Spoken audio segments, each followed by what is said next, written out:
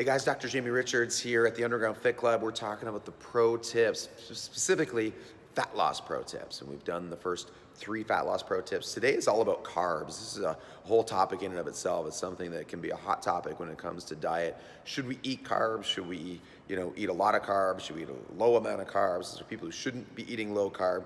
And the answer is it depends, as usual. And the Eat by Design approach, which we use here at the Life by Design Center and in Life by Design, is what we consider a carbohydrate appropriate diet. Now that goes back to one of our earlier pro tips, which really comes down to goals. What are your goals? So, when it comes to most people's goals, which is fat loss, as long as there's not a series of very specific conditions that people are going through, the lower end of the carbohydrate scale absolutely is going to be the best choice for you. We see that time and time again, but not necessarily as a lifestyle.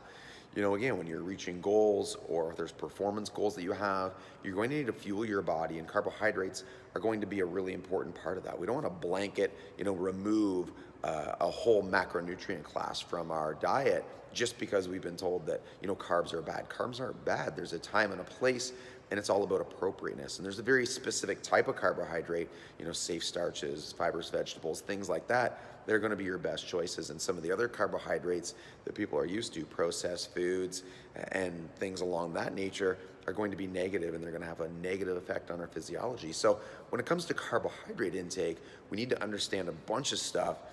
One of the things we need to rule out first is, are we in a class where we should be taking in carbohydrates? And there's different groups, pregnant moms, for example, would be a group.